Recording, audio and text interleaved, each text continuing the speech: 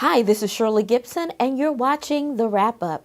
Today we have an exclusive interview with the principal, Philip Johnson, here in Richmond, California, at the John F. Kennedy High School. You want to stay locked in. This is going to be an exclusive one-on-one sit-down. You're watching the Wrap Up. I recorded this story yesterday, but I'm uploading it today to the Wrap Up. Hi, my name is Akila Shahid, and you may remember me from the Wrap Up. You too can become a correspondent. Record a video, upload a video to the information below about the positive contributions and accomplishments that are happening in your communities. We all want to hear about it, so let's start connecting. Thanks. Hi, this is Shirley Gibson with the Wrap Up, and as we stated previously, we're in our exclusive one-on-one interview with Philip Johnson, the principal here in Richmond, California at John F. Kennedy High School. How are you today? I'm fine, thank you. Great. First of all, we want to say thank you for taking the time out of your busy schedule to sit down with us and have this one-on-one exclusive. My pleasure, my pleasure. Great. So tell us, what is an average day here like at John F. Kennedy? Well, I usually get here around 7:40 in the morning, and generally I look at my emails, check my work to see if I make my to-do list, and then I go out and I greet my students. My strong suit is I want to know everyone. So, you know, in the morning before parents get here and students get here, I'm out and about just walking the campus. I greet all the students in the morning, say hello to the parents, get everybody in the classroom, come back into my office, meet with staff members, and then I'm out and about on the campus. Every period I go out, I'm circulating. I want to see what's happening here. And it's nonstop all day. So when I come into my office, if I sit down, that door will continue to knock. But that's my strong suit. I have an open door policy, and I'm willing to meet and greet anyone. Wow, outstanding. Now tell us a little bit about transitioning from law to school. To my understanding, you kind of went to school to have some type of background in law enforcement? I was a police officer for about 20 years. Wow. But you know what, Shirley, this is actually kind of like the same. You know, it's almost like managing your own beat or your manager in your own city, you know. My thing, again, you get to know everybody. You know their tendencies. You get to know them personally. You get to know what their home lives. You get to know their parents. And you just manage your little city. Oh, wow. So when you talk about police officers in school, sometimes kids kind of get a little bit, you know, standoffish. How were you perceived? How did the students perceive you when you first came in? You know, it was funny because when I first got here, I was wearing the suit every day. And people kind of brushed back away from me. I have a loud, boisterous voice in the hallway, and you'll hear me. And they were scared of me at first. And in order to bridge the gap, I kind of just dressed down, and that's no longer the case. I'm gotten to the point where I think the students really, really trust me. And there's been a couple of instances that happened that really just made me think, hey, I'm here. I mean, they know that I'm down for them. Oh, great. So what are some of the notable changes that you've made since you've been principal here? So they brought me here because of my law enforcement background. Basically, when I got here, it would be 150, 200 students out at one time, and doing basically what they wanted to do. But I came in here with three things. I wanted to get the students inside the classroom. I wanted to go in the classroom to make sure that our teachers were actually teaching inside the classroom. And then I wanted to get our teachers professional development. And the first 3 months here, it was hard. There was a lot of pushback. They had actually did a petition to try to get me out of here, the students. But and I remember they had a student group, and my rating in the beginning of the year was an F. They did the same rating that May, and I got an A. So I knew I had arrived. Wow. What do you feel like is the equality? What does the future equality for our young black youth look like?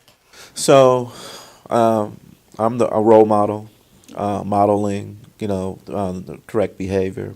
staying on them. So I really believe that kids really want rules, and you set rules and expectations, and you don't lower your rules and expectations, and everybody just kind of came around. And I think they respect me for that. And they know that I have an open door policy. They can come talk to me at any time, and I will bend over backwards to help my students, especially the black and the browns. Now, with that, when you hear of Richmond, California, you hear about high schools, the first person that automatically comes in mind is Coach Carter. I call him the legendary Coach Carter. What type of legacy do Philip Johnson want to leave here in Richmond? And tell us why. You know, it's so Coach Carter actually, what he did was very significant. He was over at Richmond High School. But, you know, they don't really compare me to Coach Carter. They compare me to Lean On Me, that principal, because I came in with some hard rules. Like here at Kennedy, we have rules that other high schools don't. Like, for instance, there's no cell phones between 8:30 and 3. That's just the way it is. And I tell them, look, when I was young and my mama wanted to call me, she would call the front office. I would come on down and we would figure it out. Same thing, no hats, no hoods, no sagging. And I think my main thing is I am preparing, or we are preparing our students for life after high school. And even if they want to go to school, that's fine. If they want to work, that's fine. But when you go to school and when you work, there are rules, and they need to follow those rules. And I'm really just trying to work hard to make sure that when they graduate, they're ready for the world. Now, what is your strategy to get them there? Again, my strong suit, and I tell people all the time, is I get to know the student. And once I get to know you, relationships kind of change.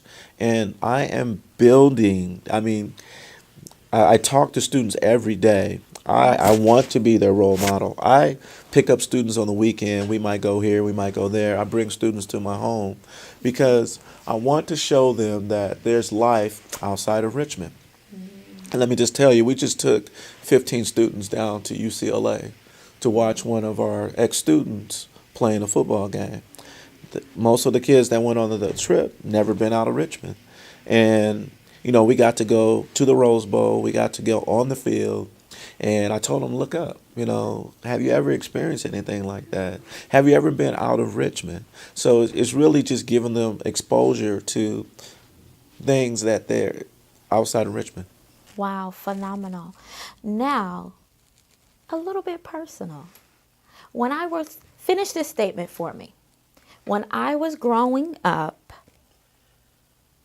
I dreamed to be. Well, first of all, I want to be a professional basketball player, but my father always said you're not good enough to do that. And it was kind of funny. I wanted to go into law enforcement. I think I wanted to be an FBI agent. And again, I was in law enforcement for about 20 years. But my father was a strong black man. And I could even remember, like, being an adult, if he told me to jump, it's like, hey, how high, daddy? I called him daddy, you know. Relationship growing up, he every time, so I was an athlete, and if I got too many C's on my report card, he would yank me off the team. And I couldn't understand it because everybody else was getting D's and F's, and he just would not settle for D's and F's. So, or just mediocre. And by the end of the year, I was always on the honor roll. And he pushed me to that point. And I kind of take my father's philosophy with these kids. I'm going to push you to do all that you can do. And we're just not going to settle. So the things that your father teaches you. Okay. With being an educator, a whole lot of times you become a surrogate parent to a whole lot of children. If you had one thing that you could say to leave a lasting impression on our young black youth, what would it be? That Johnson was always there for us. And, you know, that if we went to Johnson for something to eat, something to drink, you know, if I needed bus fare or something like that, that Johnson was always down. But that Johnson had boundaries. You know, he wouldn't let you slip. And you had to stay on top of your game with him. Oh, I love that. Great. Well, there you have it. I'm Shirley Gibson with Philip Johnson here at Richmond, California, John F. Kennedy High School, and you're watching The Wrap Up.